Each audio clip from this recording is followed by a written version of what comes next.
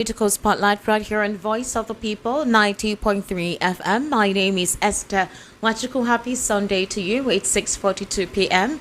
And the city of Lagos, the weather is quite serene and calm. I think it rained in some areas. In some areas, it was just cloudy. The weather app has stipulated that there is a possibility of rainfall and also sunlight. So in this particular moment, get yourself warmed up when it rains seriously, and then if it is actually hot, get yourself hydrated.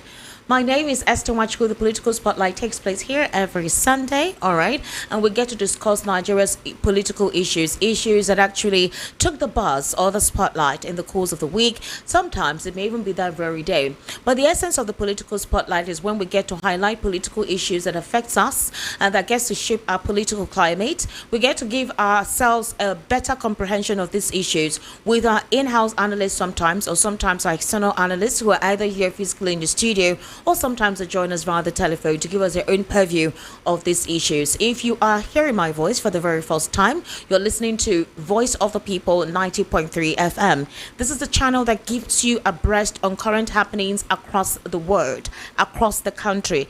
Anywhere you are, actually, you can keep yourself abreast with issues right here in the country. And we not only talk about these issues, we get to hear from you. We get your recommendations, we get your insights, we get your concept, we get your perspective on these issues. It's an interactive program. So when we discuss these issues, we get to hear from you, get your recommendations as well. All right, officially, we'll start off with insecurity. The big question is insecurity in this country politicized? Is politics at the hem, at the priority while Nigerians die in the process of it? So hear this, okay? Because I thought that when the president called for a security meeting about 2 days ago, when he was, within the enclave of the security chiefs, that he would mandate them to do whatever they need to do to ensure that we don't have this uprising. And it's very funny because we're seeing these individuals brazenly attack, like in broad daylight. They don't care. There are even rival factions. So hear this. Do you know that the deputy governor has expressed sympathy over the tragic incident and announced a donation from the state government to support victims' families? This is why he is doing this. Suspected bandits, but I don't want to believe they are bandits. They are terrorists, okay?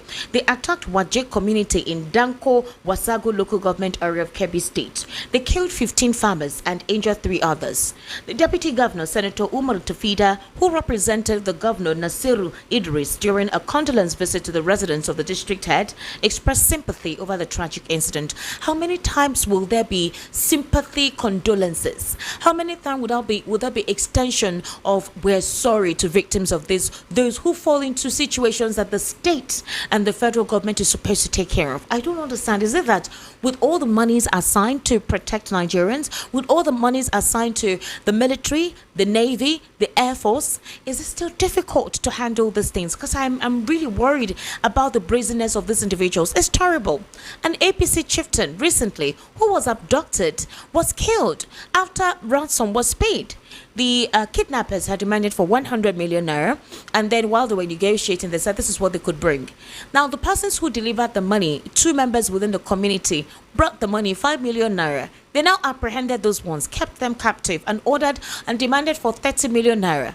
Eventually, they released those ones in the community and said that they were sent by certain persons, and so they killed this APC chieftain. If you knew you were going to kill him, obviously whoever asked you to do it has actually paid you money, but you wanted to collect more. Insecurity, this man was abducted at his doorstep while he was parking his vehicle in front of his house. I don't even understand what is going on. The spate of it, the wave of it is getting so recurrent. So if the government is telling us that we shouldn't talk about it, if the Minister of National Orientation is telling us that we should not talk about these things because we're giving them some kind of a highlight to the media and it makes them more brazen, I really don't know. Beyond this particular 15 farmers, you know there was also another community in the north where rival factions on Friday killed some members of the community because they patronized a rival Boko Haram faction. They said that they were not supposed to patronize them. People pay bandits and terrorists so that they can have access to their farms, so that they can feed and sell. They give these proceeds to these non-state actors. They give the proceeds to these non-state actors. Remember that. They get their cut out of it. I want us to take a listen to the Chief of Defense Staff. Me, I don't understand what he's saying. This was what he said immediately after meeting with President Bola Ahmed Tinubu. And if he's telling us that the information sometimes or some of the videos we see on social media or some of the videos we see around is fake, or that we should help in not possibly creating any form of tension, then the House of Rep member who called out the Nigerian security on the spate of killings going on in his community, is he speaking what? Is he speaking from the balloon? All right, let's listen to General Christopher Musa immediately after meeting with President Bola Ahmed Tinubu.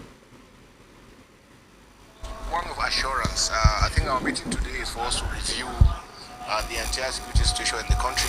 The president is concerned about what's going on, and we have reassured him that we're on top of our game. We're working extremely very hard. What has happened of recent is that there's a global push by terrorists and jihadists all over the Sahel area, and that pressure is what actually came into Nigeria because of the nature of our borders. And so we have, Mr. President has given directives as to what to do next for us to intensify our efforts, collaborate with all our sister countries around, because it is the porous nature that is coming there that is actually aggravating our own issues on ground. And so all our theaters have been enhanced, equipments have been bought. Mr. President has also given us much approvals for air assets and other aspects of security. And like we said, it's not only the kinetic effort, the non-kinetic aspects that is most important.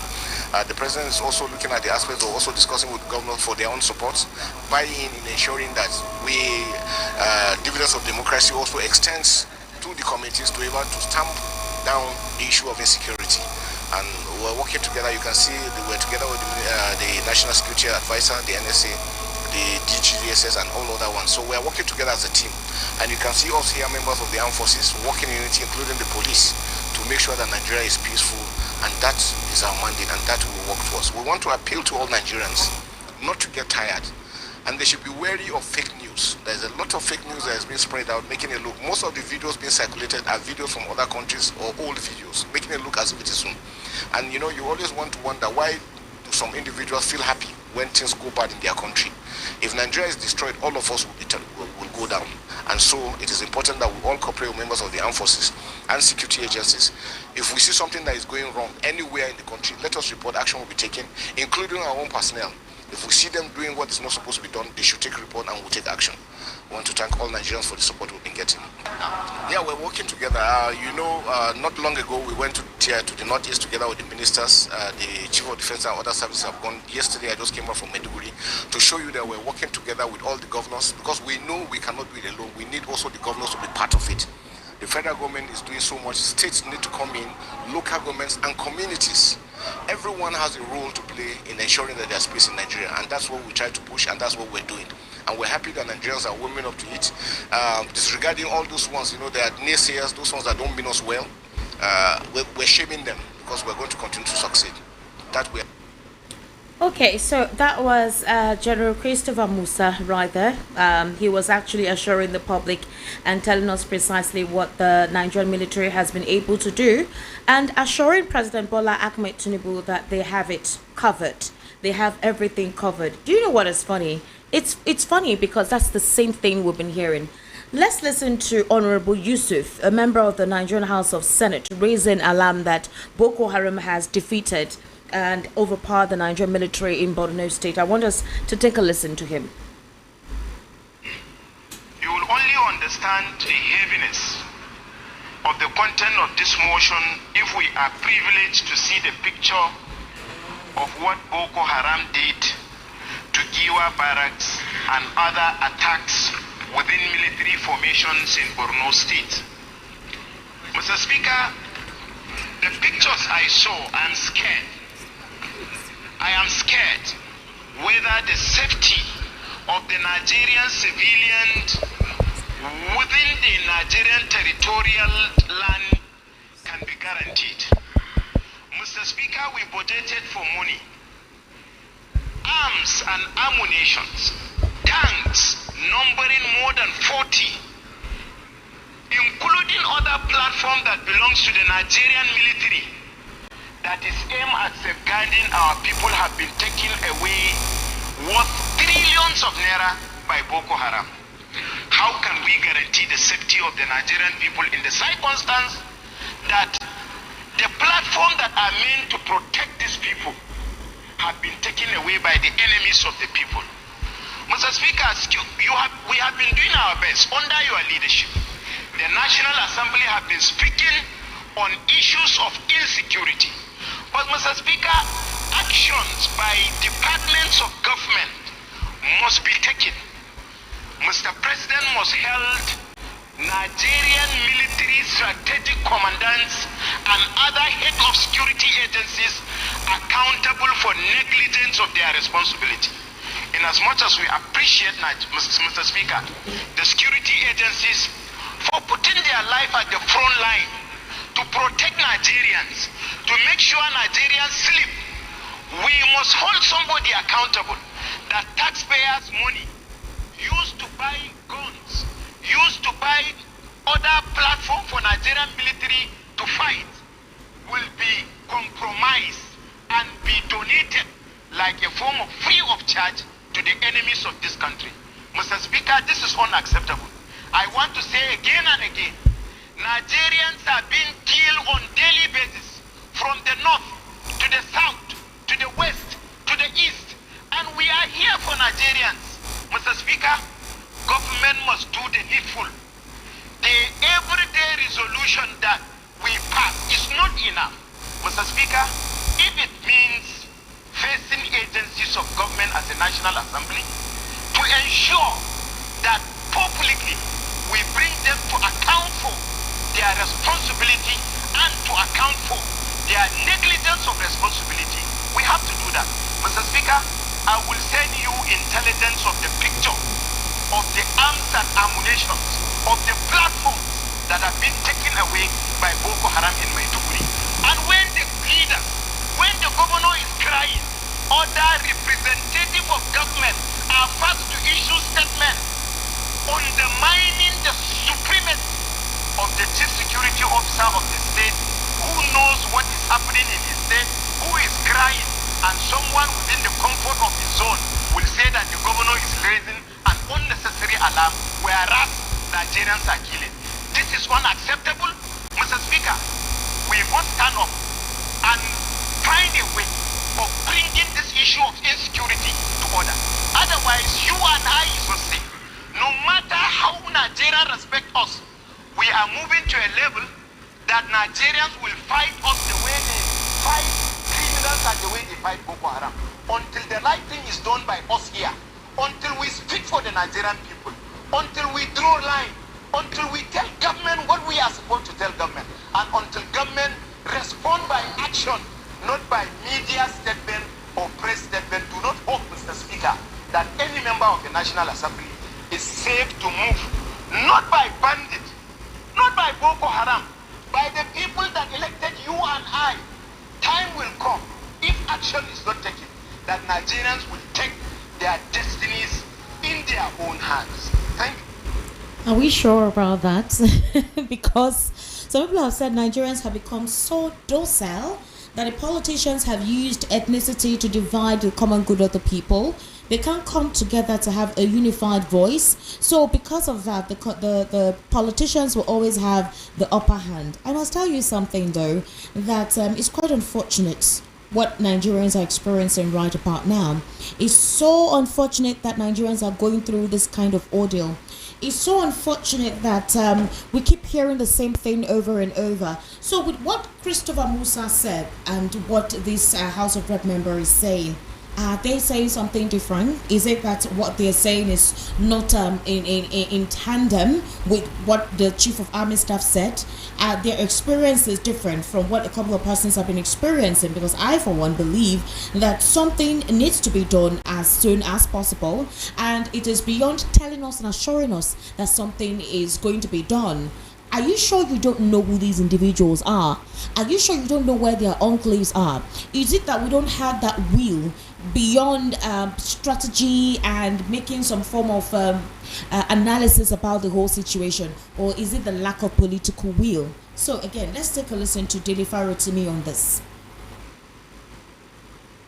Before the terrorists would come, the Nigerian military would come and disarm local population first. Eventually, I will still die.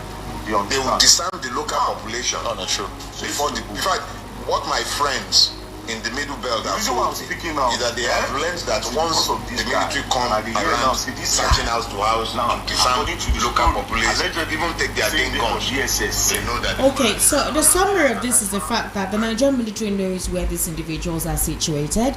They know precisely what to do. Ali Modi Sharif has come out one time to say something, and a couple of them are within the echelons of government. They're highly sponsored. It feels like the political will is not there, or maybe they're afraid of certain elements. At this particular point in time, it will be, or will I say, unwise to believe that the Nigerian military does not know what is going on, and it will be unsafe to say that they are actually being, what's the word? According to what the Chief of Defense Staff said, he said that he called it a global push from the Sahel.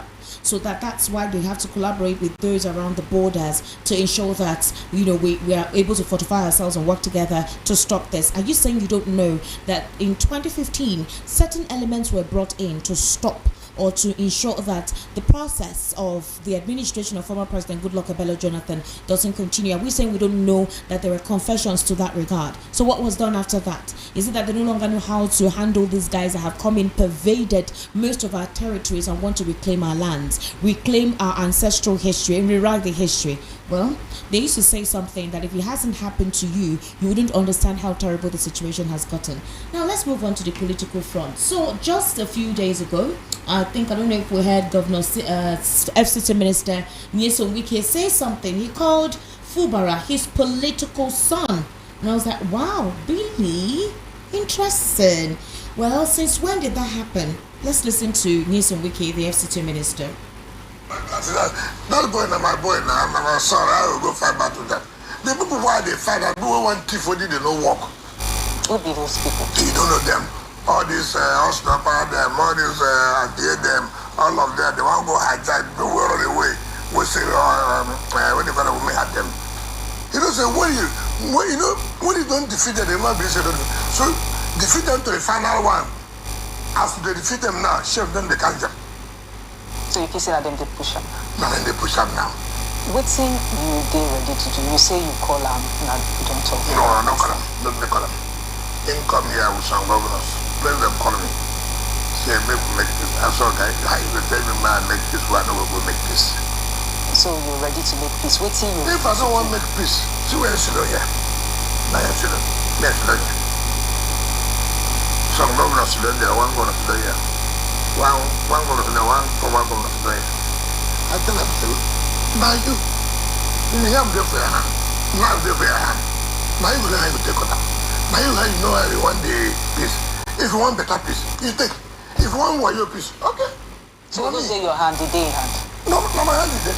If I don't want peace, I don't allow to enter. I talked to them the other day, called me for phone today. I talked to them. I said, how you doing? I have family, they say they're fine.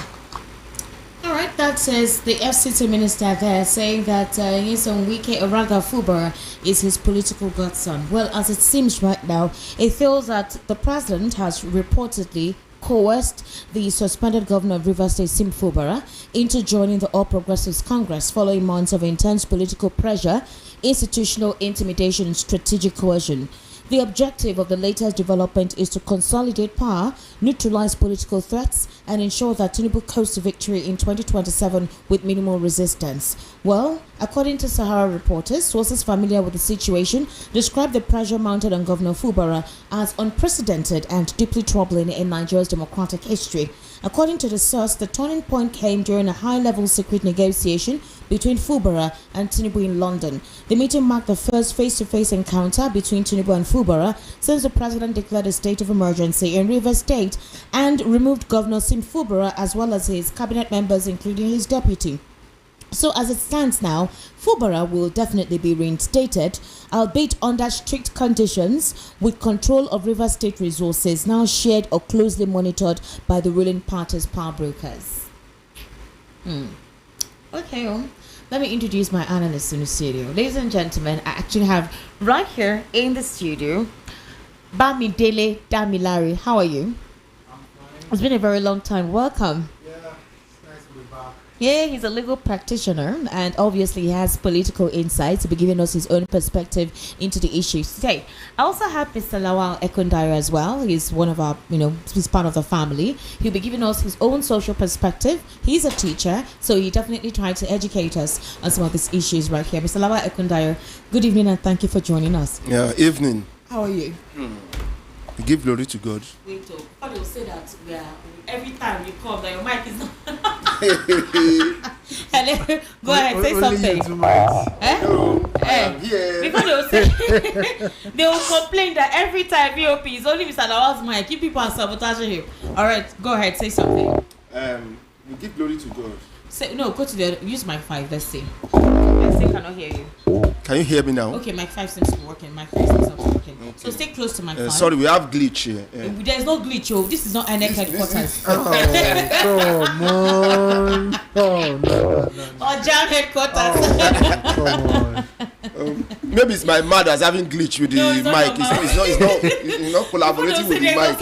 Every time they complain that we don't test your mic, everyone can hear Mr. Lawal's voice.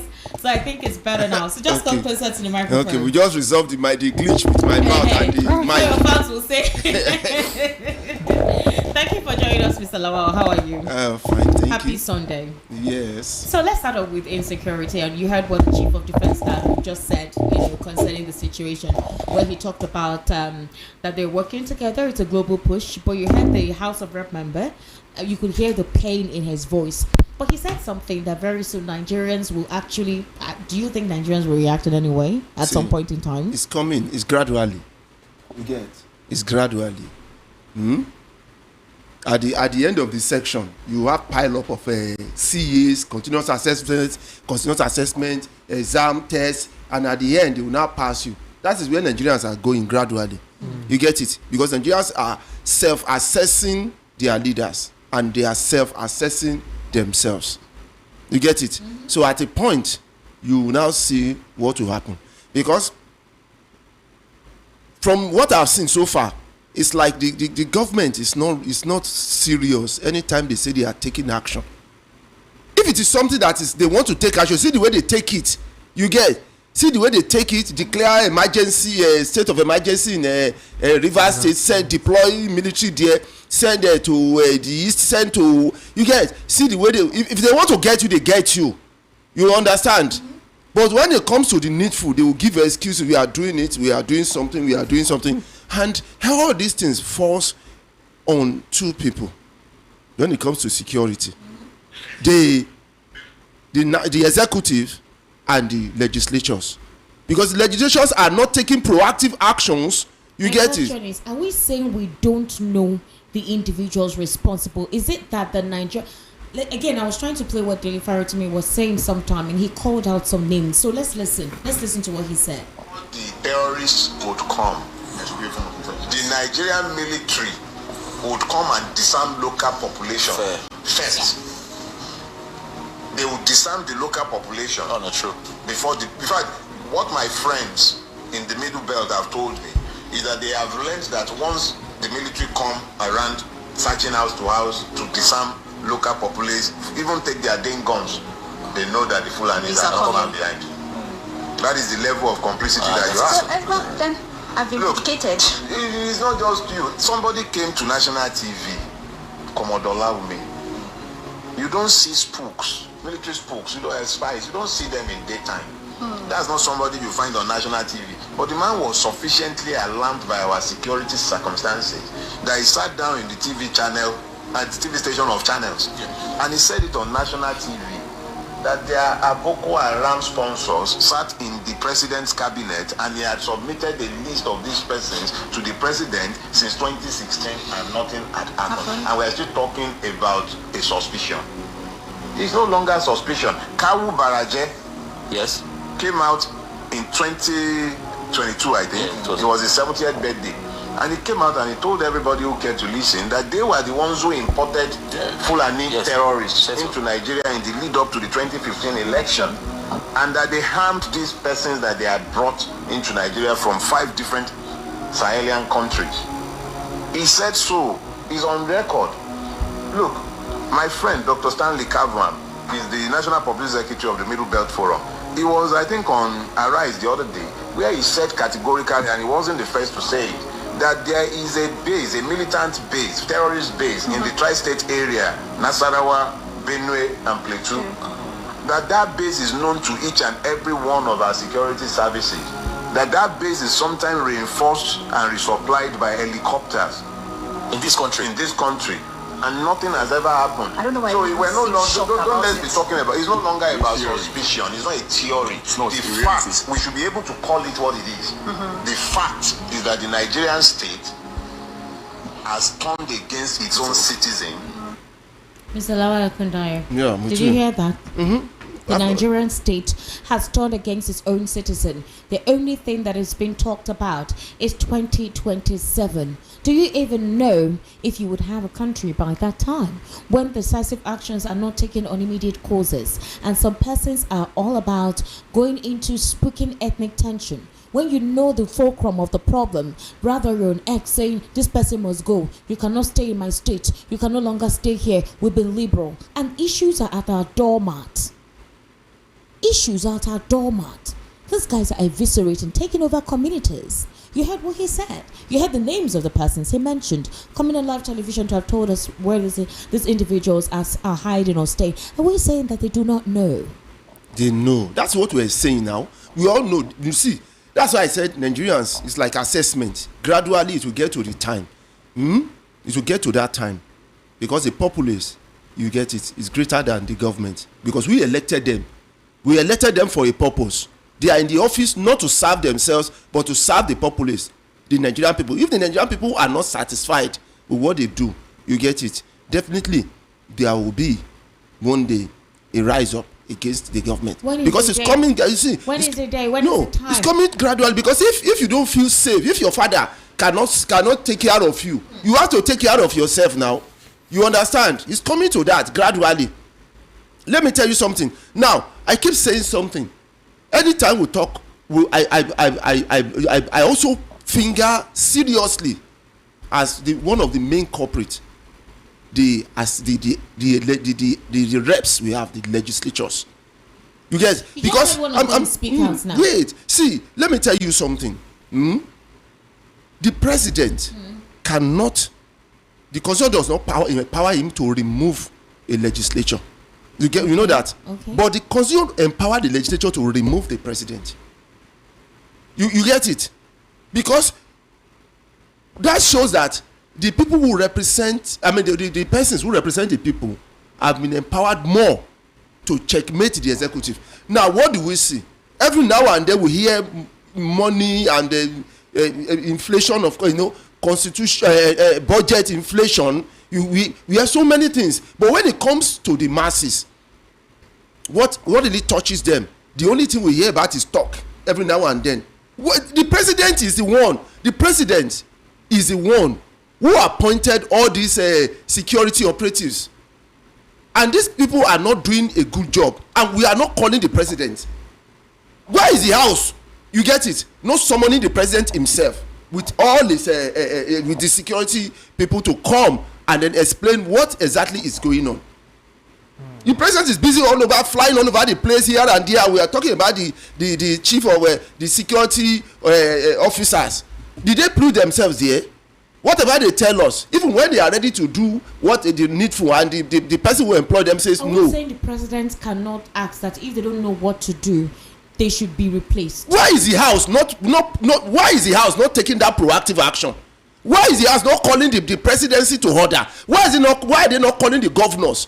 Because the governors are the chief security of their states. Yes. The governors where the volatility is most experienced, but the governors did not appear. See, that means did not appear to the house. So my question, you keep on hammering on the senators and the House of Rep members. Okay, agreed. We just had one of the House of Rep members whose constituency is highly or deeply affected. My issue is the fact that the Chief of Defense Staff, the Chief of Air Force, the Chief of Naval Staff, as well as the Inspector General of Police, they were in a high-stakes security meeting along with the National Security Advisor 3 days ago, before the president traveled to Rome. And they Okay. came out, and then the chief of defense staff is telling us that they have everything under control. That's obviously what they told the president in the meeting. So that Yes, when the president is not around, what will he? No, the Esther. president was around then. I'm He saying, was around how then. long? For how long has it been in Nigeria? Okay, now look at what his state of insecurity. He has flown to Rome. Yes, So if he he doesn't was attend that invited. meeting, wait. If Yes. he doesn't attend it, will heaven fall? Will he be? Will he be removed? You get it? See, okay, from France to UK to Rome, from Rome to another place to this. And tell us how long has he spent in office? Has he ever sent his own delegate to those areas to look at those areas where these are really In the happening? case of Plateau, he did. I think also when the one that happened in Benue as well, they sent some delegates. To go Okay, visit the area. send I remember some the delegates. Inspector General of Police, as long as with top security police agents, went to Plateau State. Okay. The Chief of Defense Staff as well as the Chief of Army Staff as well went to Plateau State to inspect. The funny thing was that after they visited, after a week or a few days, another attack happened. So yes, they did. So, but the thing is that see. their visit is not making any Okay, difference. Esther, if I The may. Chief of Army Staff is at the war front in Borno State, and we heard what happened in Mate, where they killed the soldiers. So my question is the presence making any difference? You wanted to say something? Yes, I think we should understand that it is the executive.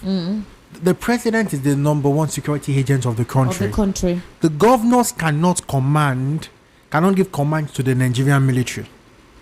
Only the president can. And we've seen a lack of political will from the presidency. Let me give you an instance.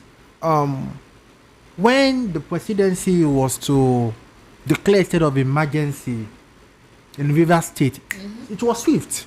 Very swift. when Less than 24 that- hours Yeah. after he sat with the security chiefs. When we wanted to change our national anthem, wow, it was like magic, turning water to wine. You know, now we have our security agencies going after people that are arrested for naira mutilations, chasing shadows. When look, for example, look at the DSS and the NAS president. They are very proactive in attacking anybody that speak against The government of the day. exactly. Now, Very black concerning man. Mr. Farotimi's interview, the interview was referring to that was given on TV. I saw the interview. I even saw it months ago again on the internet. I watched it all. Do you even know the names were not even? It was published. It was everywhere. Of Nigerians that were collaborators with these terrorists. You know, and it is funny the way they brand them. They call some people bandits, some X-men, some. It is call a spade, and we are going into a state. We are gradually going into a state of anarchy. Let me give you the example of Syria. The president of Syria today was a one-time terrorist. But when the terrorist group had overrun the country, now they've whitewashed him into a president. And I hope that will not happen in Nigeria, but we are getting there. We are in a state where the political class do not care about who dies or who lives. Look at what happened in Ondo State. A man was kidnapped in front of his house. Nothing has been done. And just so you know, all the kidnappings that have been happening for years now, let us ask ourselves, how many of these perpetrators have been arrested? How many have been prosecuted? But whenever anybody protests against the government, boom, there is an arrest, and even in some cases there is prosecution. So I think this is very simple. We live in the age of technology. Even the army do not need to go into these bushes, into the forest. You can send drones. We saw what Ibrahim Traore did with those guys who were trying to infiltrate his country. Just send 3 drones. His palace. So it is very simple. The political class do not want to do anything to this. Let's listen to the presidential candidate for the 2023 general elections, Atiku Abubakar, describing his own time when he was a vice president, and he actually reiterating what you just said. You remember when the Boko Haram started, it was actually in 2002 we were in office.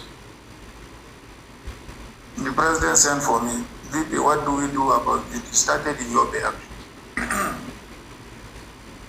And I said, Mr. President, let's call the service chiefs and give them a deadline. If they can't put it down, then they should put down their uniforms and power. We'll get some other people. And he called the service chiefs. I was there and gave them marching orders. Within a few weeks, they put down the insurgency in Yobe. It never came up again until we left office. So one, I will say there is lack of political will on our leaders. When they are killing your citizens, how you can even eat?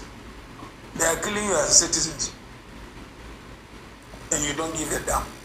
It's the greatest irresponsibility by any political leader, anywhere. So, did you hear him? It's what you're reiterating. It's a very sad development. I don't know why. We'll continue to talk about it on this platform because it's a daily occurrence. You heard about the APC chieftain? Yeah. You saw what happened? I thought initially that if it's not happening to your own people, you wouldn't react. This is your own people at his home. APC is more Parking in front of his house when he was kidnapped. You know, APC is more concerned about winning the 2027 election than some low-level chieftain. The man was, I think he's been killed, Yobi. Yes, they killed him.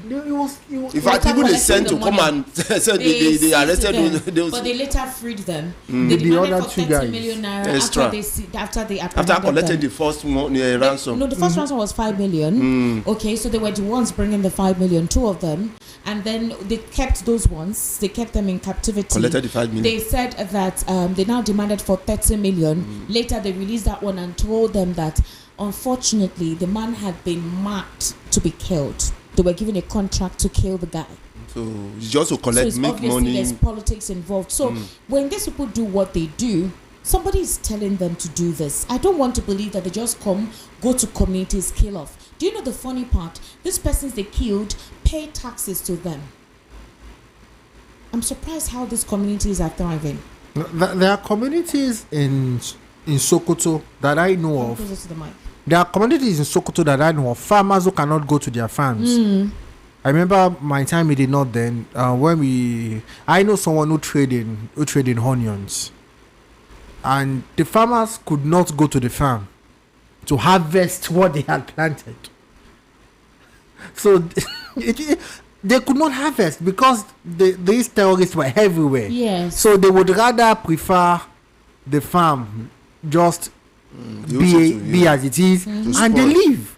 Now, the prices of onions in the market was skyrocketing because there is low supply. I want you to see the connection. Exactly. It's not just about kidnapping now. And I've noticed, I don't know if you've seen the pattern, that they attack farming communities. I'm telling you. Think about it. Why are you attacking farming communities? Go to the north. Like want to cause starvation somehow. The highest number of kidnappings and killings are in farming communities. I know this. Yeah, that's it's normal. Everywhere. All over the world. And we just have to think about this. Let us think about it. Look at Benue State.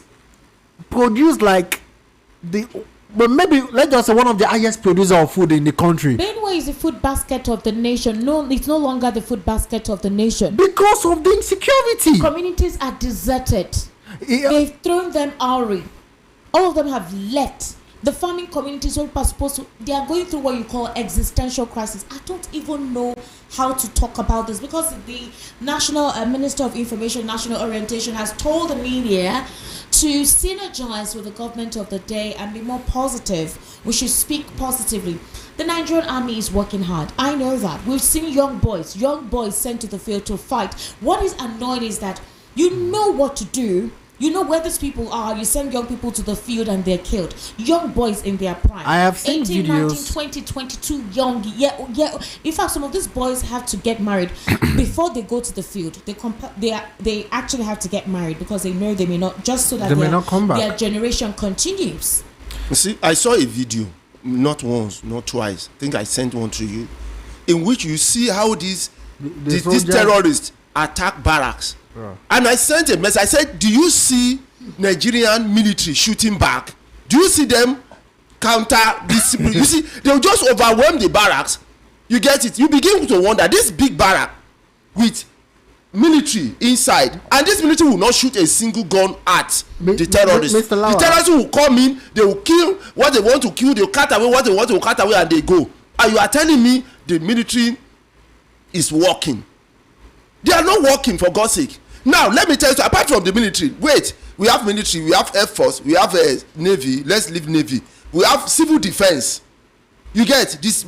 Civil defense, their duty is to protect government properties. Now we have pipelines passing through all these bushes and forests. You get it? You want to tell me that this civil defense do not see these terrorists? The civil defense cannot handle. No, wait, I'm coming. If you see this, let me tell you, they are trained. They are trained like military. This civil defense. You see, I'm telling you what I know. The thing is this. So we have to. I'm coming. We have. The thing is this. It's like somebody told them not to operate. They told them not to do anything. He has a valid point. I've seen videos of young soldiers saying something is wrong with our military, that they don't have enough equipment, and when they want to attack the enemy's camp, they give an order that no, retreat. That video's online. I was online in a particular day, and an ex-military officer called in, and ex-soldier saying something is happening. That whenever they are, in gunfight with this terrorist, that something will happen. Their best shot in the army will just get killed, and the position, the area with the bullet is coming. It's not an enemy shot. That it's like from inside. So when you see Boko Haram members saying repentant Boko Haram members have been absorbed into the military, then you begin to ask yourself questions. You are telling me, how are you reintegrating them? People, but they will supposedly they will now attack from inside. Exactly. Then the funny thing is that when you go to the southeast, you shoot at sites without even finding out if they are indeed terrorists as you claim. If they are indeed unknown gunmen, you just call them IPOB and then shoot at sites. This Nigeria is not complicated. Nigeria is simple. The political class wants this country the way it is. Now, check all the politicians that have been talking lately. How many of them have said anything about the security? Even the National Assembly. They haven't said anything about the elections. Even the Senate President. Listen to the Senate President. It's not even anytime he talks. He's either he's talking about the money you want to share or Peter. That's what he talks. The whole Senate President, even the Speaker. It's a disgrace. Let us be honest. It's a disgrace that we call ourselves a democratic state and our affairs is as shambolic as it is. It's a disgrace. I remember what he said about. It is the Nigeria that some people fought independence for. Some people had to try to get independence. It is the Nigeria. It's obvious that those ones were building their political career. They just wanted to have some history of struggle for personal gains. If the same person is the person that is in power right now, there's a major disparity. I want to remind you something that a former minister said, Abacha. Something Abacha said, if there's terrorist activity in the country for 24 hours, then the government has a hand in it. You remember what happened during the tenure of former President Olusegun Obasanjo? Yes, that's what I took. When some communities were attacking soldiers, and it was like clear them. OD or something. Yes, even though they did it here too now. They did it now.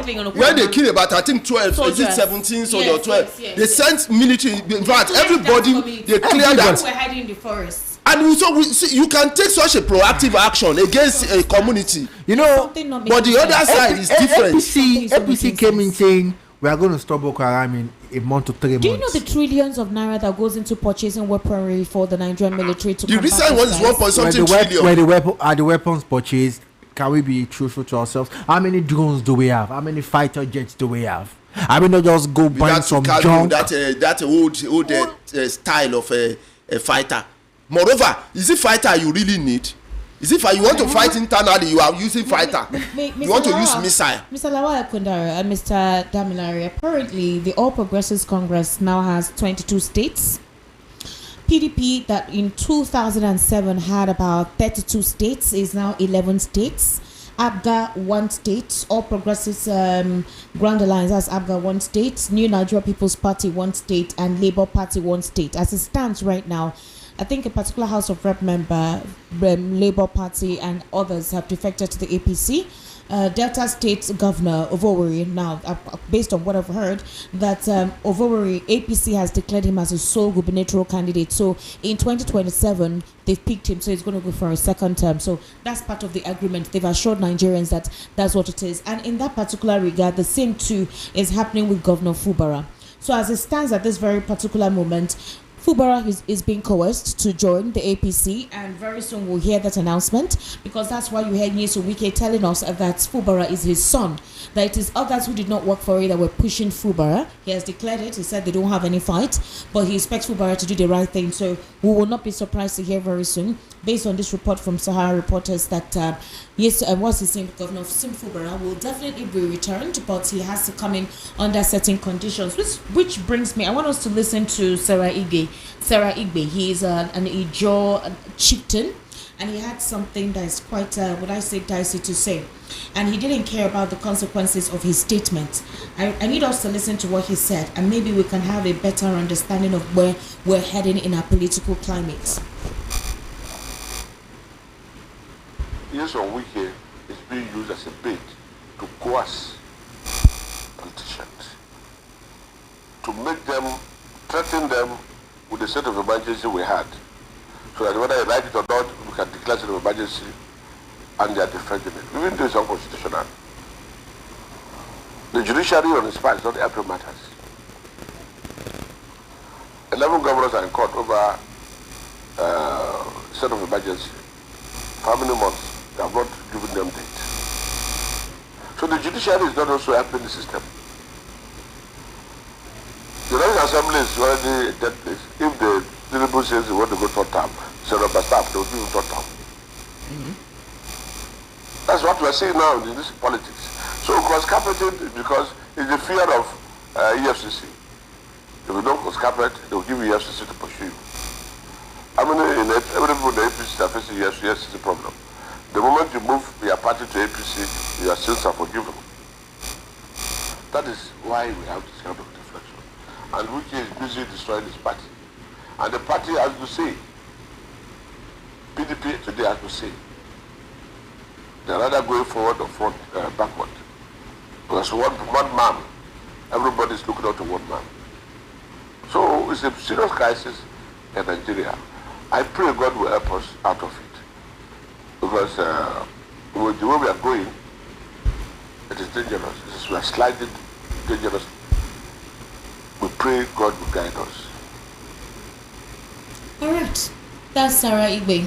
He's an Ijo leader, also one of the chieftains there. And he said he doesn't care what is going on between Wike and Fubara.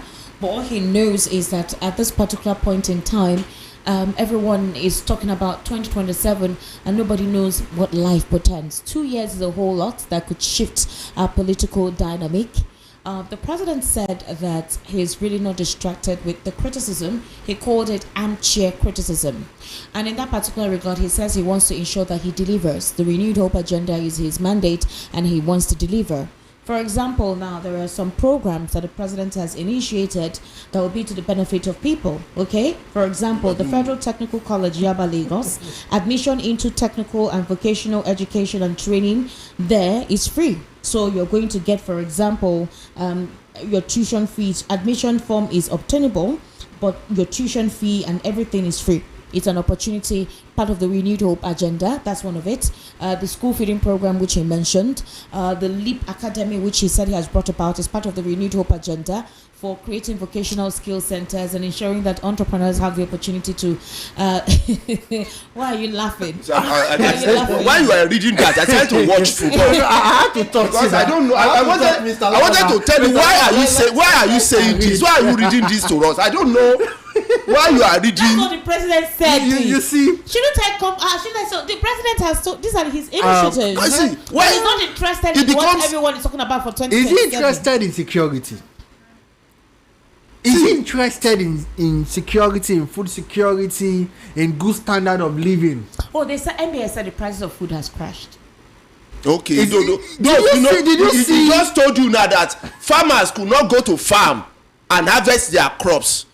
So where did the food come down? Because the farmers cannot go to farm and harvest here. Their crops have been destroyed. So where is the food coming out? Maybe it's going to be magic. It's going to be. Esther, you take rice, right? Why not? So, the price of rice. Maybe you are a lady. You be the best person to tell us. Some of us don't really cook like that. Yeah. I even love cooking. No, I love cooking. So when you talk about food and everything, I go to market almost every day. So, Mr. Lawal, give us your professional opinion on the cost of food. See, let me tell you the one I bought last week. You know, you saw it here. I bought crayfish. That crayfish I bought. You know, they told me one paint that 4 liter is 14,000. Last year it was 5,000. Oh wow. Early last year, that same paint was 5,000 last year in Badagry. You get it? Now I wanted to buy it. You are not buying it. The woman told me 14,000. I said, I just said no. I do. Just send me that so that she will not hiss at me. She will not curse me for wasting her time. I just told her to send me that small Derika cup. I just bought that. I came home. My best soup is oha soup. I like swallow. We brought up with swallow. Oha soup now is a luxurious soup. It's a soup of luxury. Because to cook that soup, especially when you want to use ede as your thickener. Use what? Ede now. Ede cocoyam. Okay. It's not cocoyam. It makes the soup very sweet. You talk poroko. Have you tried to go and buy a poroko in the market? Oh, that I have done. Are you hearing my laugh? And another thing I want to say, see that feeding program. I don't know why they keep saying that, because you took these parents could afford 3 square meals for their children. They don't need your help. They don't need government to come and feed their children. They can afford it. Now you took their daily bread from them. They could not afford to feed their children again. Out of that 3 square meal, you now want to give that child 1. After taking 3 from them, you want to give. So the parents, the child, when you feed that child in the afternoon, when you go back to work, you now give that child take away. I mean take away they call it. The child will eat that night and the next morning as breakfast before coming to school to eat lunch. You get what I'm saying? Or you feed that child 1 square meal. That means you are telling a child that 1 square meal is okay. Don't worry, father, you may go hungry. As long as that child is primary school. It's primary school, not secondary school. The problem is. What about the cost of transportation? We're not even talking about that. You see, our political class are living in a bubble. They are living in a bubble, and the way they disseminate information, I think they want to lead us to a state of. They want to make us delusion. I don't even know how to put it. No, people that will be queuing for food, they want to talk us delusional. They want to talk No, us they want to make risk. us delusional because we know what is going on. I'm seeing something. This is black. You're telling me no, it is white. If you look well enough, you see it is white. Our army generals are now trying to be politically correct. Have you listened to the contractors during Jonathan's era? The white contractors, they brought in the mercenaries, they brought in to fight in Zimbabwe. Have you listened to their story? So you want to tell me that with all of that they do not know? Then there's a spiral effect. Well, let's come back to the political scene. For example, Peter Obi met President Tinubu, Kaide Fahimi at the Vatican City. So what happened was that when the president got the official invite to go to Rome for the inauguration of the Pope, a lot of Nigerians were saying, they've not invited Peter Obi, blah, blah, blah, blah, blah. Anyway, as it stands right now, Kaide Fahimi, Peter Obi, you will see the pictures. They met there. The trio were present alongside global dignitaries and leaders at the Vatican for the formal installation of the new Pope.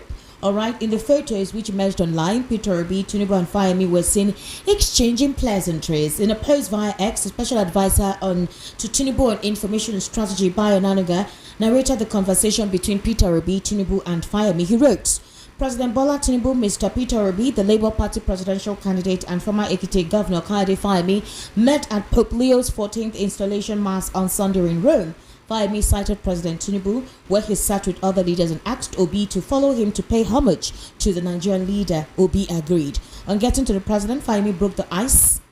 This is what Bayanan guys say, because I don't know if there's any ice. So he said, Fahimi broke the ice between Obi and Tinubu. He said, Mr. President, welcome to our church. Thank you for honoring the Pope with your presence. President Tinubu, ever quick-witted, responded, I should be the one welcoming you and Peter. and the head of the Nigerian delegation. The president's response cracked up Obi, who agreed with the president. Obi said, "Yes, indeed, we are members of your delegation. Peter Obi and Fayemi are staunch Catholics and papal knights in the Catholic Church." So if you go online, actually, you see them. You also see Minister of Foreign Affairs, not Minister of Foreign Affairs, I think State of the ambassadorial nominee for Foreign Affairs, Bianca Ojukwu. She was also there. So Tinubu used the opportunity to commend the Pope for his humility and all of that. So in the political hierarchy, people don't understand. These people will meet each other and greet. Mm-hmm. You at the bottom end, you're fighting. You're hating each other. I don't know if you understand what I'm saying. You're throwing slurs at each other. If you see the pictures, they were all smiles. But I don't know about the fact of breaking the ice. I know that I've never seen Peter Obi and the president ever since the 2023 elections together. But at that particular gathering, you're not going to be having hate in your heart. It doesn't mean that they're friends. They just greeted and respectfully. President Bola Ahmed Tinubu is the president of the Federal Republic of Nigeria. So when you get to such a place and you meet your president, you definitely have to pay homage, isn't it? You say, "Hello, sir.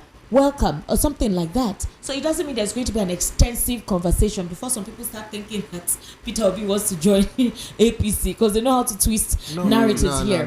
But let's look at the situation with Rivers. It's obvious that the president has Rivers on lockdown with what we're hearing about Fubara joining the APC very soon based on coercion or intimidation.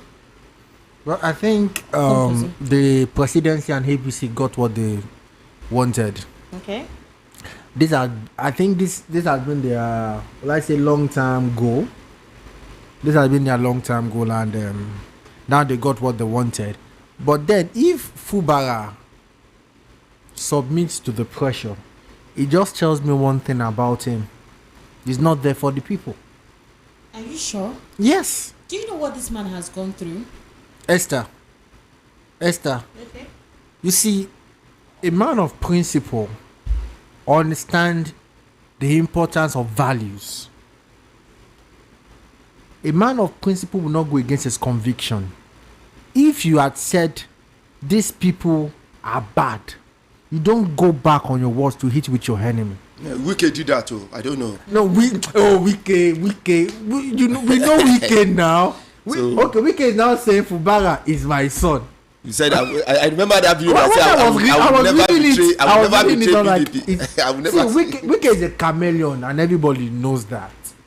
Wike is a chameleon and a political anarchist. I don't care what anybody say. Well, I have observed him, and to me, that's who he is. But for Fubara, if it decomes to an APC now, why? It's okay. Your governorship is is secured and all that. But who is actually thinking about the people of Rivers? Nobody's even talking about the people of Rivers. They are just talking about Wike, Fubara, and the president.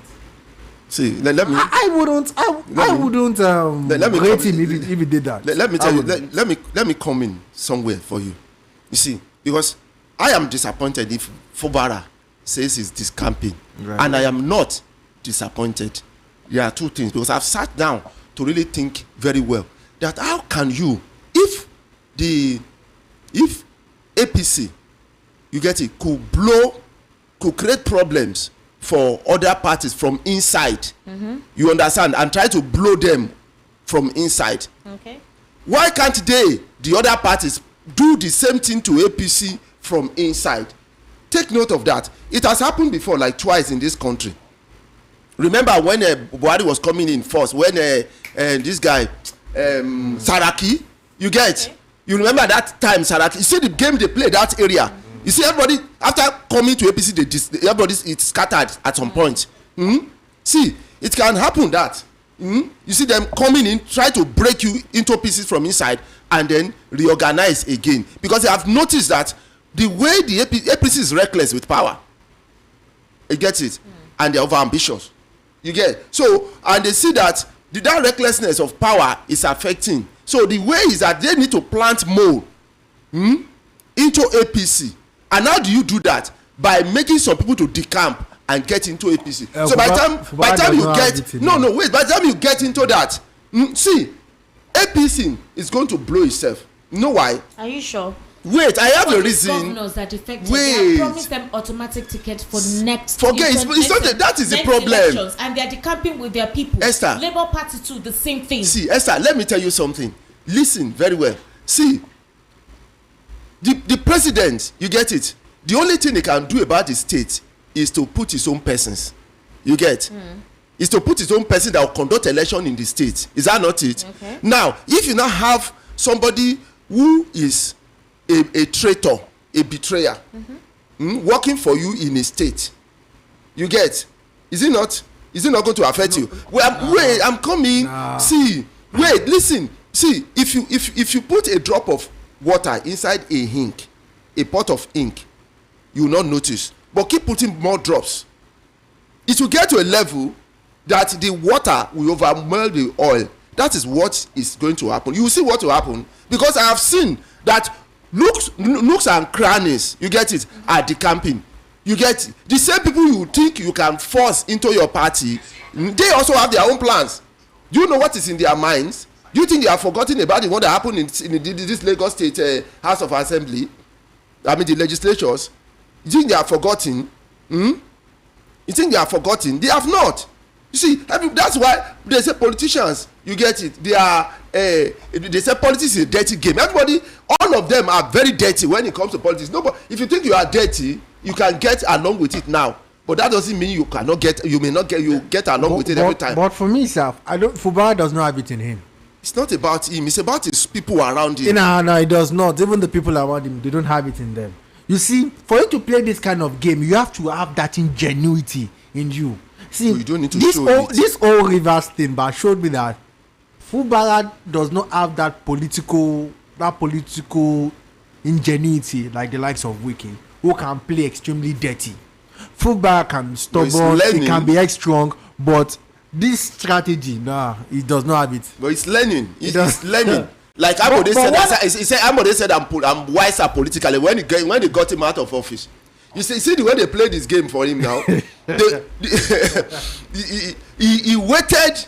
They waited to the last minute when they knew that it's too late for him to restructure the politics of the state, and that's when they got him out. But one thing I can say is, I think it will get to a time that APC might self-destruct.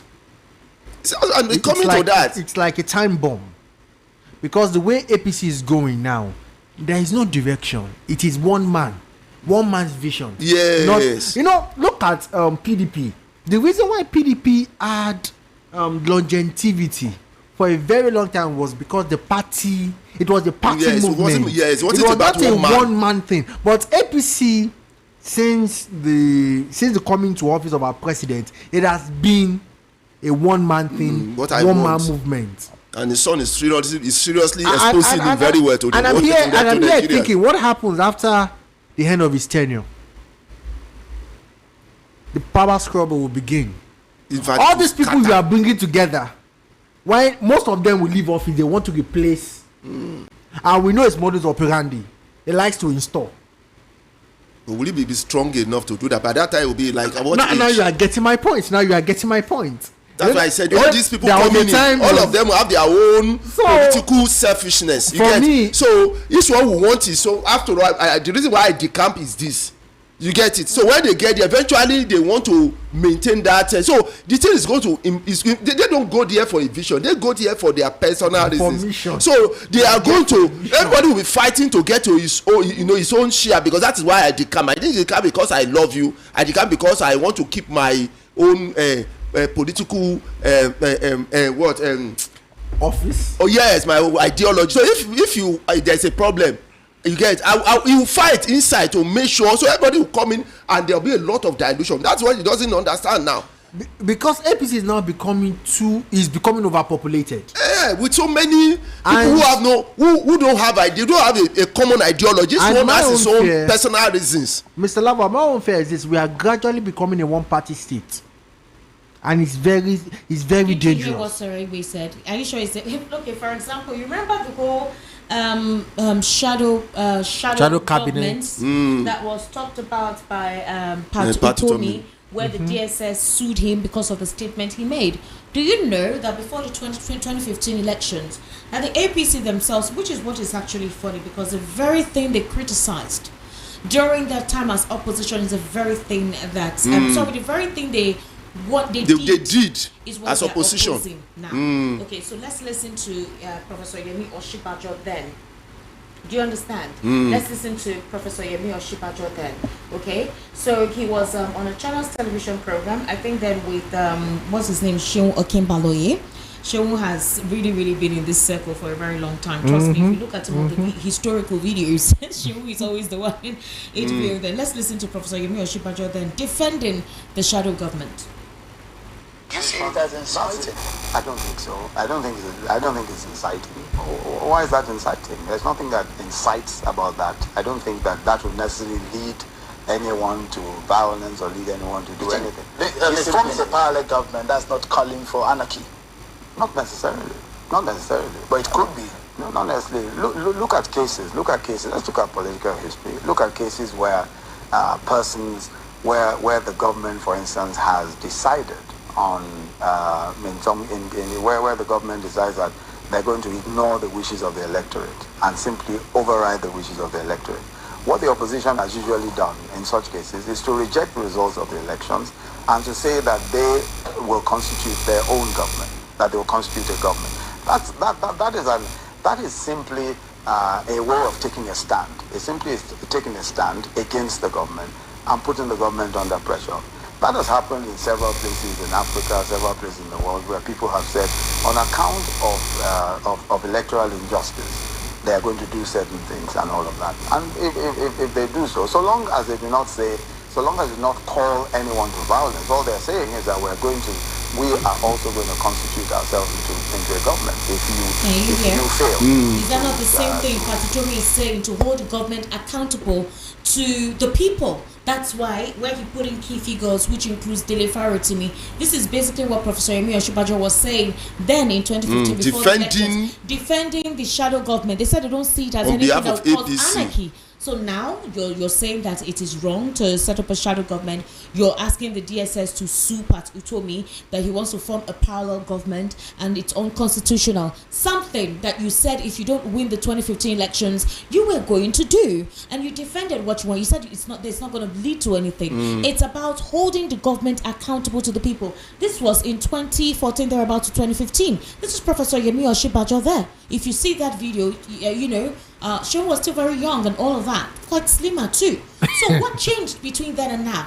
That's why you see what changed? They just want to cage Nigerians. They want to cage Nigeria, create fear, suppress Nigeria, suppress. Utomi did that because that was what they did in 2015. Esther, APC have done everything they spoke against. Even protest. Everything they spoke against. What's it called? Subsidy. They removed subsidy. And they said, insecurity. Ever since they got into power, it's been worse. And it gets worse every day. For me, I'm really not expectant. I have no expectations anymore. Because I've been let down too many times by APC and this present administration than to expect anything. In the space of 2 years, the decline this country have experienced, we have not experienced it in let's say 10 years. And APC in itself has not shown itself as a party, to be honest, to the Nigerian people. So for me, I don't see any reason why we should be surprised. Even when it comes to borrowing, you get it. That's why you remove subsidy, we'll see borrow more. You get the price of petrol is very, very expensive. I mean, diesel, whatever, gas, very, very expensive. You say you have removed subsidy. Some people it's benefiting few people. Now, where you remove it, it's not even benefiting Nigeria at all. Even that subsidy you say some people are benefiting from, Nigerians are still benefiting. You understand? Common Nigerians are still benefiting from that subsidy.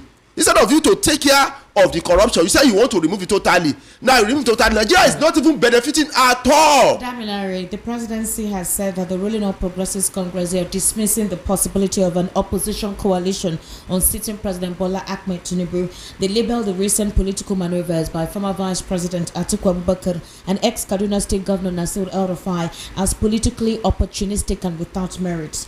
Their reactions came after a high-profile visit by Atiku and El-Rufai, who were joined by former governors Aminu Tambuwal, Gabriel Suswam, Jibril Abindo, and Achike Udenwa to former President Muhammadu Buhari's residence in Kaduna last week. So Atiku described the visit as a mere Poisala Kotse call. But here is the thing. According to what the APC is saying, they're saying that, for example, that they're playing ping pong, that they're not organized or capable enough to unseat the president. Now, you know that the APC has 22 states, PDP has 11 states, the others one state. So if you have governors, the opposition governors showing support to the president, it is already demoralizing for anybody thinking that there is a strong opposition. Governor Eno has come out to say that the president will complete his 8 years, whether anybody likes it or not. The Delta State Governor Owerri has come out to say the same thing, that the president will complete his 8 years, whether anybody likes it or not. So obviously the governors are happy. They're giving them more money. I'm sure you heard where some of the House of Rep members and the senators, their constituency allocation has increased significantly from the subsidy fund. So the money saved from subsidy are being given to these individuals for constituency projects. Before they were getting about 200 million. Now for a House of Rep member, 1 billion naira. For a senator, at least 2 billion naira. That's the fact. So if you have the opposition like this, getting this amount of money, why wouldn't you have a liquidated opposition? When it comes to opposition, I think about people who are really, something. Look at Mandela. Look at even Kanu that is held in the DSC, and he stood by his word. You get it? By his vision that no, I am. You get it? He stood there. Even sometimes he will insult the judge, not being afraid at all. See Mandela, 20-something years, he stood by, said no, I am not going to betray my people. But now, because that, you know where this thing started? It started from when they were cajoling, when they were inducing Nigerians to vote for them by giving them incentives.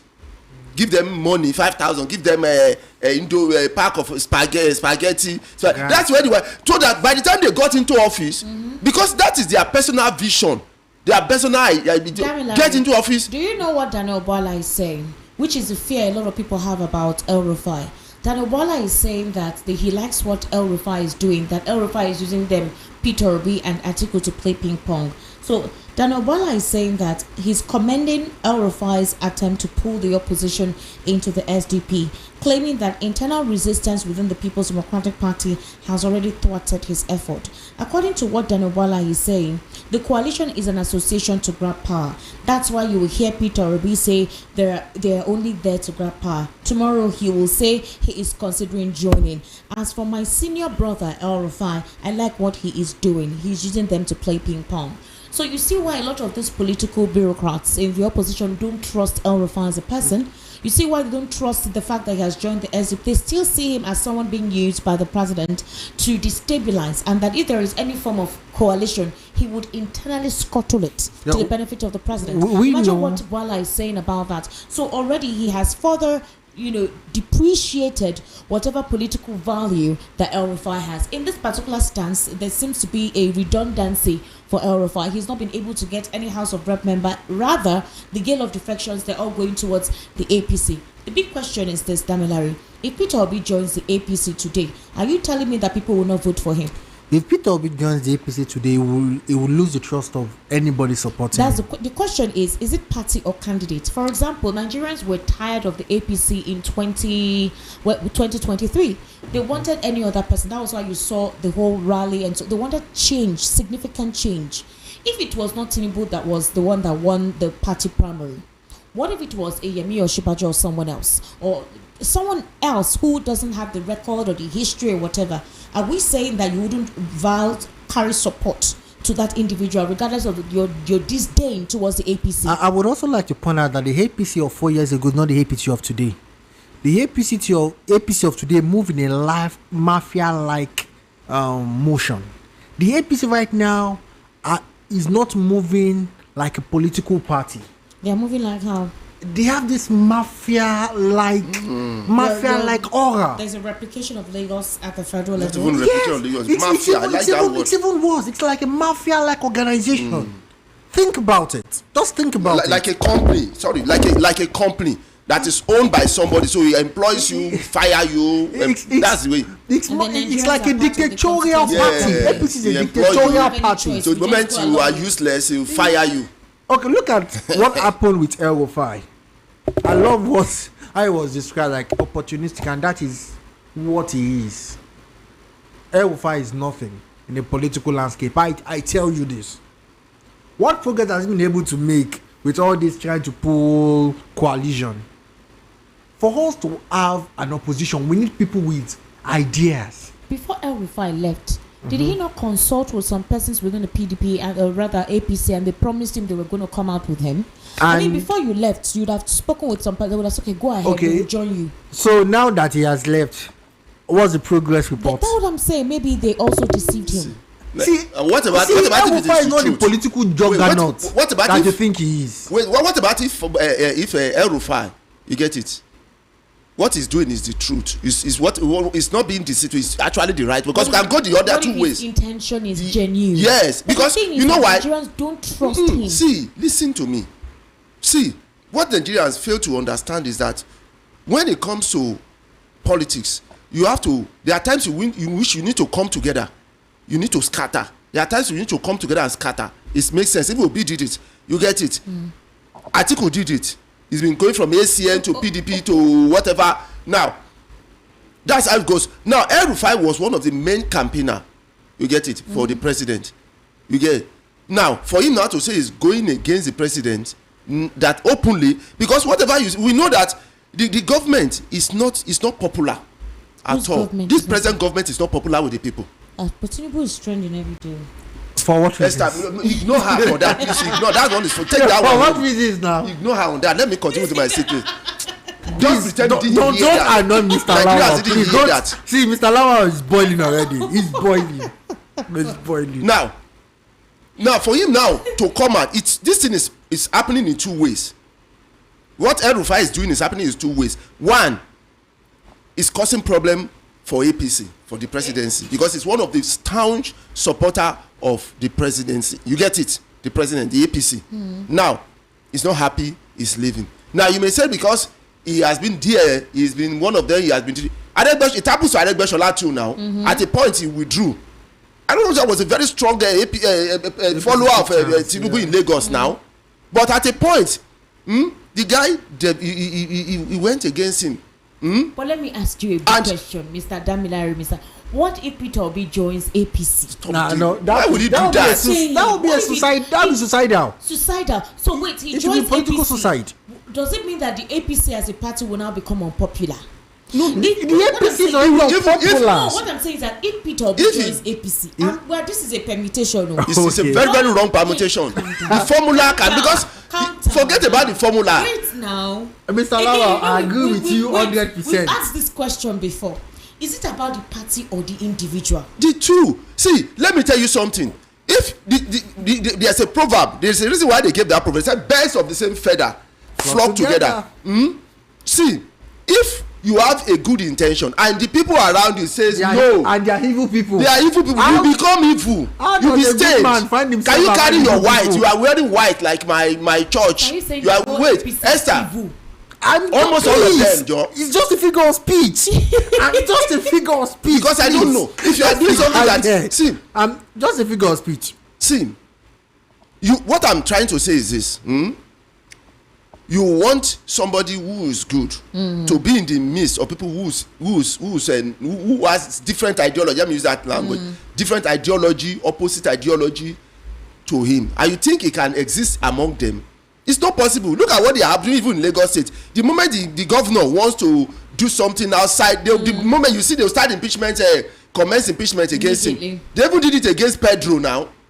You get it? They did a deputy governor. He was impeached at a point because he wanted to go for governorship. They said you cannot go, and the guy said I have the right to go. They impeached him immediately. So if the APC has 22 states now and PDP has 11, and there's a possibility of major defections, meaning that maybe 2 or 3 they're happening already. No, obviously aside from the 11, I think those that are defecting is part of the 11 now. Abi? Yeah. No, I think it's part of the 11. Is it part of the 11? I think so. So, Governor Eno Ovori, no, I don't think Delta part of the 11. States. Delta States. Now that they have defected, they've shown their allegiance towards the APC. Delta State now is an APC state. And the way it is at this moment, there's a possibility that Enugu State Governor Peter Mba may defect to the APC as well. He's been very quiet lately. Maybe Soludo too. No, Soludo no. Abga is for Anambra State. They cannot. There's no shaking for that. Never say never. It's No, politics. What he said politics. last time. It's What politics. he said last time. He said, it's like the permutation you are trying to make the other time. So these are our own permutation. Okay, but the thing is this though. A couple of questions arose. Why is it that they were asking why the obedience not speaking? For example, we know that Chukwuma, Soludo, and Peter Obi are not friends. Okay, so why is it that we're not seeing the Labour Party's presence there? If the support for Peter Obi, the Labour Party, possibly his candidate should win his home state. They're not seeing him involved in the politics of his states. They're not hearing his voice in the polity of his states. So that's the question. So that's where a couple of people are coming from. Is that you're not able to galvanize in your own state, in your own region. Your political party is under its own infraction. It's almost imploding. And then you think you have the capacity to lead the entire country. Esther, I have an answer for that. Okay.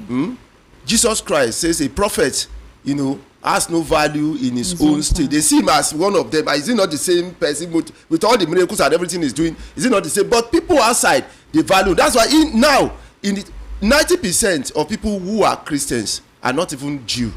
You understand? Okay. You get it? Right. So it can happen like that. Maybe he's a prophet that God has sent, and his people did not accept him. Of course, if he has something to give, we will accept him now. For example, look at in America, Obama is a black man. He was elected as president. We just had another Nigerian who just won a mayor in somewhere. We had a mayor. What's the name of this Indian guy ruling UK?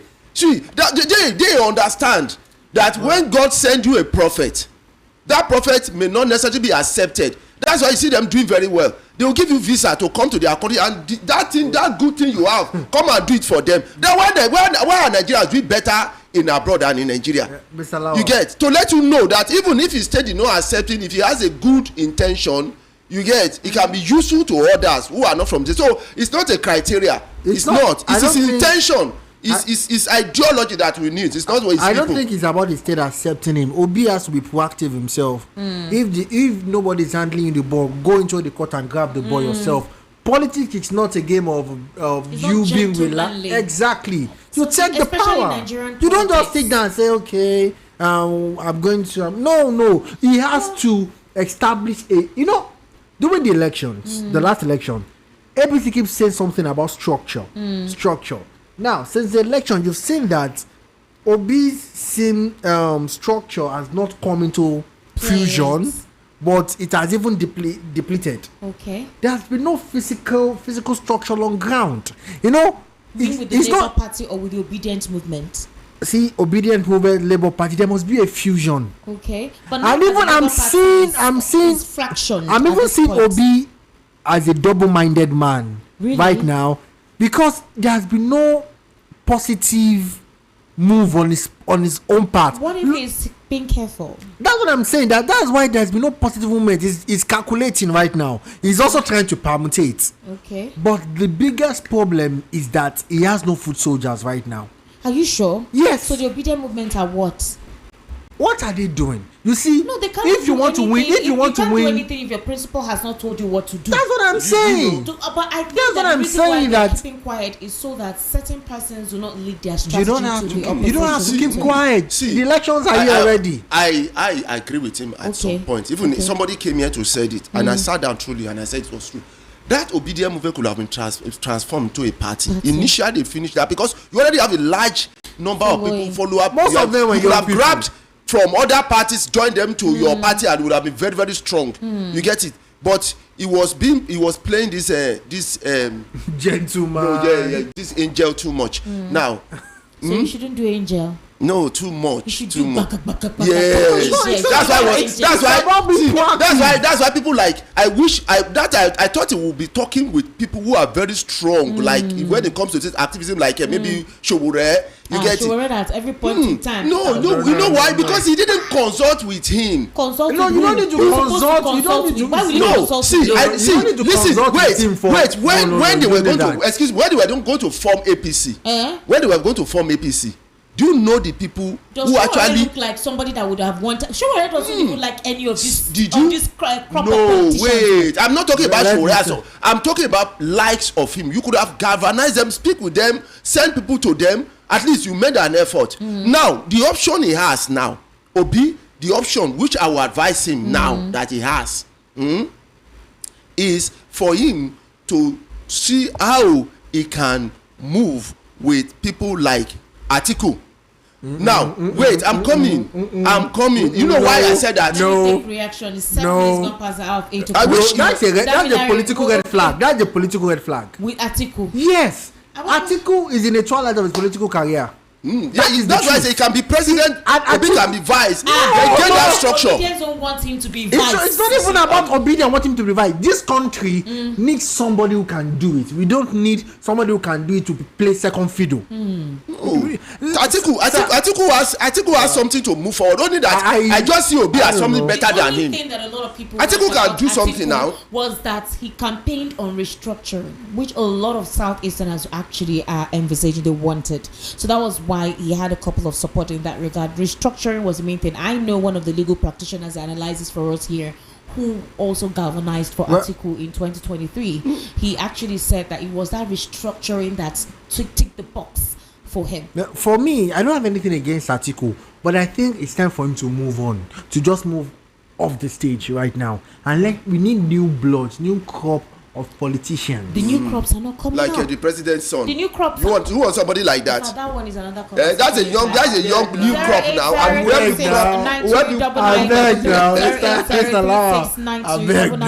and the WhatsApp number is 0817-1756-338. We have a minute. Hello, good evening. How are you? Good evening. Good evening, sir. How are you, sir? Greetings to the people. Thank you. Greetings to your station. Thank you. My name is The Truth. Calling from the town of Injustice. Exactly, ma'am. Go ahead, Just sir. Straight to... Mr. The Truth. Your credit, Talo. You finished? Let's call back, I beg. 0803692 9943. That's the number, and 0817-1756-338. Hello, good evening. How are you? Hello. Good evening. This is John Legend calling from Mushi. John Legend. How are you, sir? My take in this is that in this hello? Go ahead. I was greeting you, but go ahead. Say what you have to say. You have a minute. In this security problem, we should hold the president and the chief of army staff responsible. Okay. Because you cannot tell me that they are not responsible of what is happening. If they are not responsible of what is happening, why didn't they take action concerning it? Because why? There is bill passing over this every year. The money they spend both for the governors and for this army, where are they putting it into? If the Mr. President did not tell us what is happening to our people here, the security in this country, and he is traveling here and there where there is security, and his own country there is no single security. I could remember when Hope Uzodinma said, even if it's left one man in Imo State, he will govern Imo State, and some people clap for him. People clap for him when he was saying this. Even the man that the one that he was apologizing over this WAEC, people were also clapping for him. A day shall come when President Tinubu will say we only remain 2 million or 3 million in this country, and the same people will still clap for him. Thank you. Thank you, John Legend. 080-3692-9933. That's the number to call. And the WhatsApp number is 0817-1756-338. Hello, good evening. How are you? Yeah. Hello. Hello, good evening. Good evening, sir. What's your name, please? My name is Sunday. Sunday location? Yeah, Ikorodu. All right, sir. Please go ahead. Yeah, thank you very much for the discussion, and I want to say something small concerning one of your guests there who said that they don't know what Obi is doing. Really, Obi is seriously in his business. Do not look at him that he doesn't know what he's doing. Do not look at him as if maybe that is not serious at all. Obi has his own way of doing things. And regarding to the people that are defecting to APC, please let nobody be distracted. The people that are defecting to APC are people that, if you look at them, you discover that they are the people that have destroyed this country entirely. They are going one side. Nigerians are more than them. How many are they? They are politicians now, not more than up to, they can't be more than 5 or 6 or 7 million. But the country is made up of over 200 million of Nigerians. So the number of people that are defecting to APC has nothing to do with Nigerians. You will see Nigeria and another form come 2027. So we really know what is happening. We are not shaking. Nobody is shaking. Let them continue to defect. By then, you will know what Nigeria is made up of. A different Nigeria and a different people is coming up in 2027 to answer this government, no matter whatever the situation is. Thank you. Thank you very much, actually, for calling. We sincerely appreciate. 080-3692-9933. That's the number to call. 080-3692-9933. Hello, good evening. How are you? Hello? Hello? Hello? Hello? Can you kindly respond? I can hear you. What's your name? Good evening. This is Emmanuel from Ogun State. Emmanuel from Ogun State. Emmanuel, please go ahead. Okay, please. I want to talk in the area of killings and the Fulani's herdsmen. Okay. I want to ask a question. Number one, when we are talking about the militaries, the way they are being killing, I'm asking a question.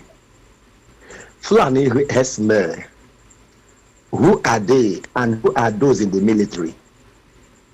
Number one. Number two, the names of the 400 people, the names that are sponsoring Boko Haram, are we sure that these people in the leaders now, their names are not there? Now, if Fulanis are killing, the Fulani herdsmen are killing, how are we sure that the Nigeria militaries what they call it, terrorists in the name of militaries, and they are in their midst killing them? How can they be killing soldiers and there is no any retaliation and they will just fold their hands at that? That means what is eating yam is inside yam. So there's a signal that always come. And whenever they kill, how many Fulanis do they normally keep in military there whenever they kill militaries? So let us tell ourselves the truth. The government know what is happening.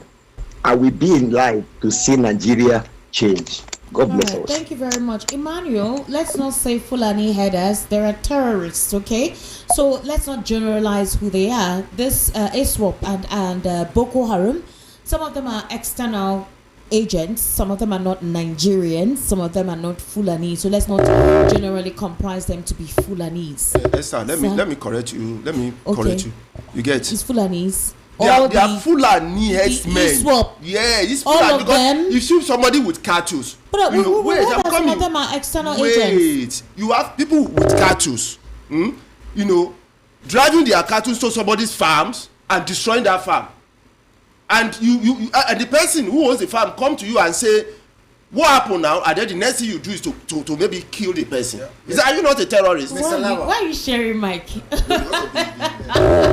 Mr. Lau, my own opinion differs from you. You see, this is not the first time we've had Fulani headers in the country the deception of this country. They said that some of them have some foreign elements in them. Yes, they were brought into the country. We know they are not. You can't just generalize. They are not Nigerians. Talking of ISWAP and Boko Haram. No, they are not Nigerians. You don't get me. They are not Nigerians. I am saying, listen to me very well, because if you look at the definition of terrorism, somebody with cartridge. Yes, I know. Like 1,000. He has 1,000 cartridges.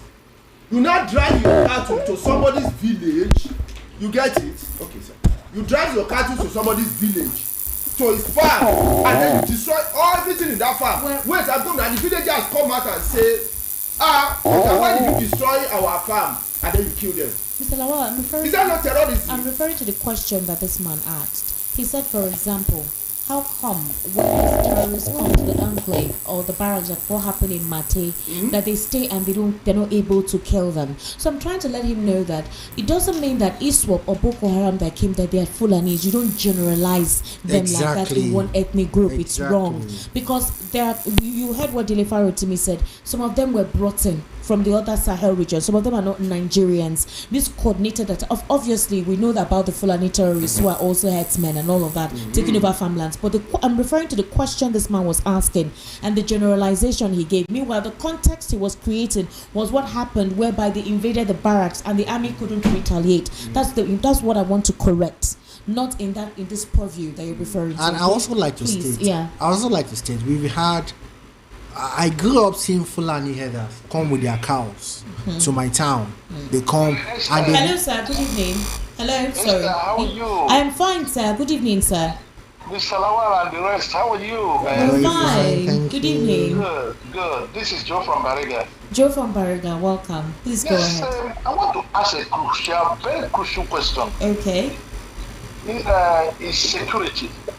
Insecurity in Nigeria. It's just that.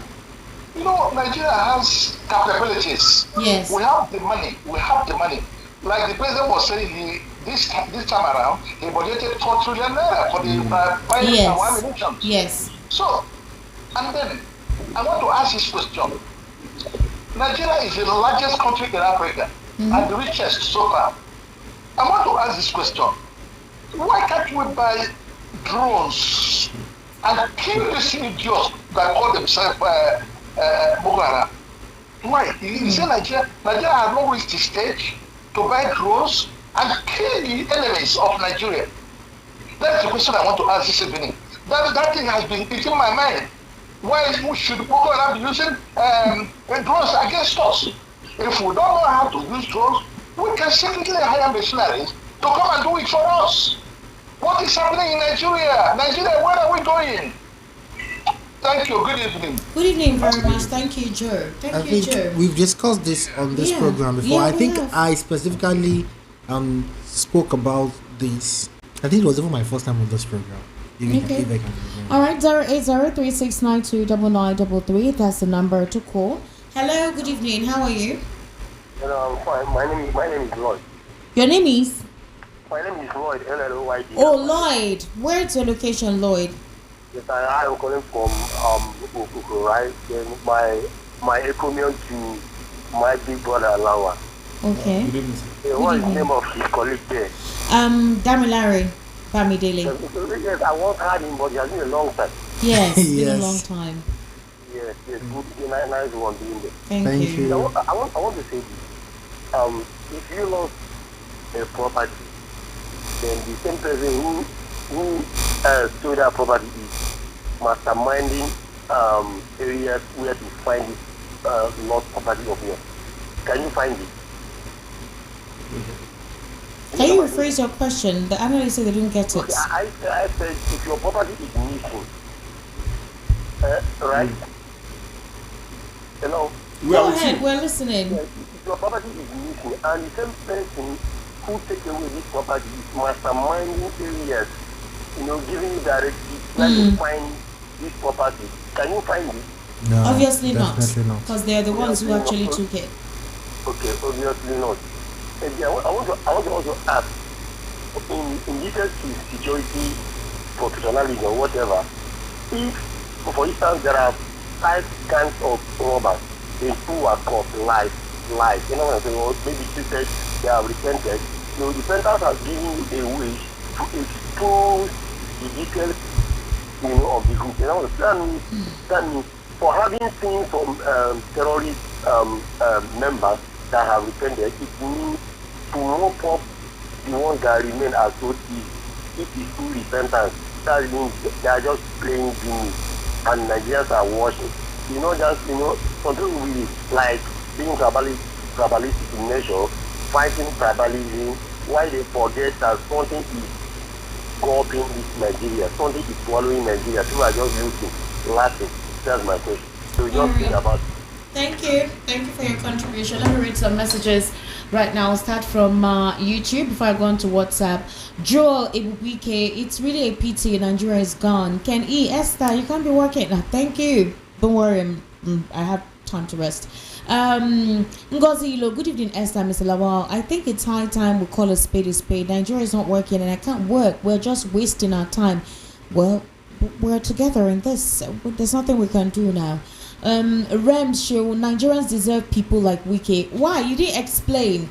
Omenai Patrick, it's not Wike that is destroying PDP, it's Atiku. Okay.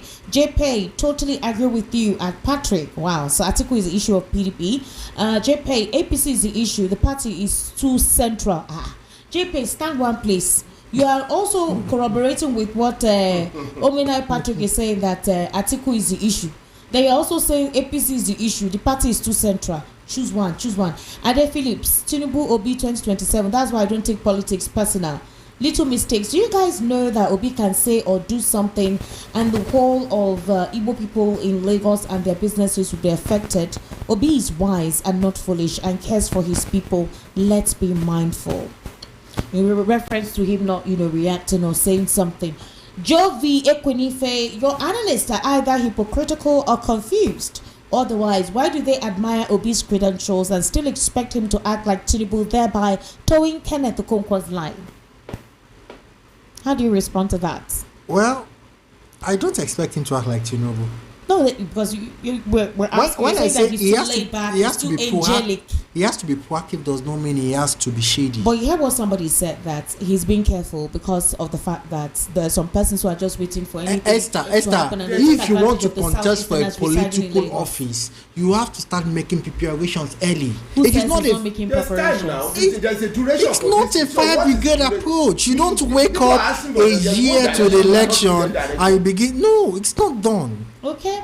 Ade Phillips, Jovi Ekwenife, as at today, Tinubu Obi ticket is the one that makes sense, considering the North wants power back in 2027, as if it's their birthright. They must be stopped at whatever cost. Igbo man, you are still protecting Fulanis this time. Are you okay? Alright, I think that's all we have on YouTube. Let's go on to WhatsApp right about now. I cannot find my WhatsApp. Okay, I don't see him. No vex. No glitch. There's no glitch. I refuse to accept that we have glitches here.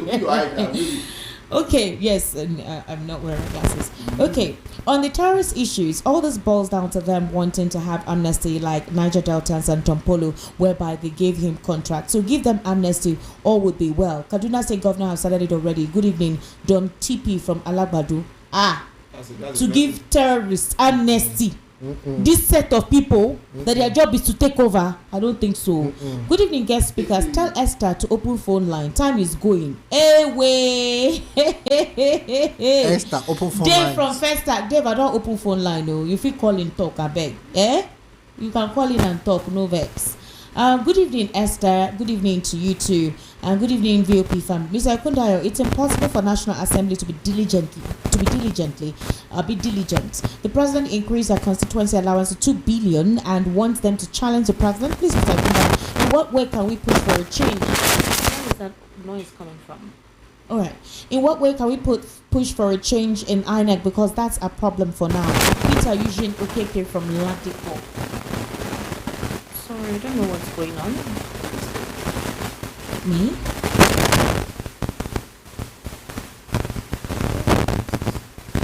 From where? Let me continue. Please. Hello, Esther and everyone. Can you please leave Peter Obi alone? Every day you talk about Obi. He isn't doing anything in his state. He isn't doing anything in his party. Blah blah. Has it occurred to you that he may be making his moves without you media knowing? Talk about others now. Allow Obi to rest every day. Well, whether you like it or not, Obi is in the news, so we have to talk about him. For example, he was seen in Rome with the president today along with Kayode Fayemi. So you can't tell me not to speak about him just because you have a preference towards him. He's a political spotlight, so I'm sorry if you don't want me to talk about him, but I will talk about him because he's always in the news. All right? So he's a public figure, so please sit down and drink malt.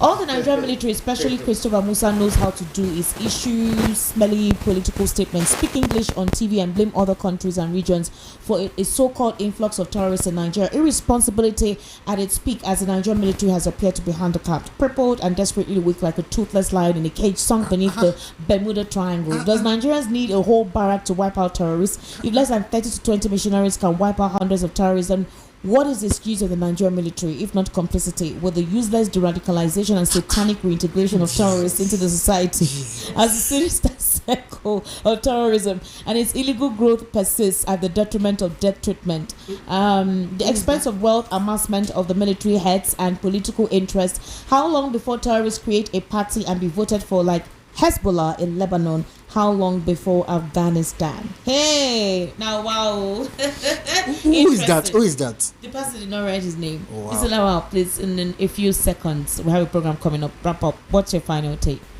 Yes, Nigeria should not give up. Okay. No matter what the politicians are promoting, don't give up. You get it? Okay. God is the one that will decide for us. All right, Mr. Damilare, what do you think? Yeah, I would love to preach unity tonight. Okay. Even though we have some certain individuals who are terrorists, saying they are Fulani terrorists. Fulanis are not terrorists. We have some Fulanis who have given themselves to be instrument of destruction. Okay. That does not mean a whole ethnic or a whole tribe are terrorists. So we should not give in to tribalism and division at this time, but we all need to work together for the betterment of the country. God bless. All right, ladies and gentlemen, thank you so much for joining us on the Political Spotlight. My name is Esther Machuku, ESTIQMEDIA on YouTube. Bye for now. See you next week, Sunday. Do have yourself an amazing weekend, or new week, actually.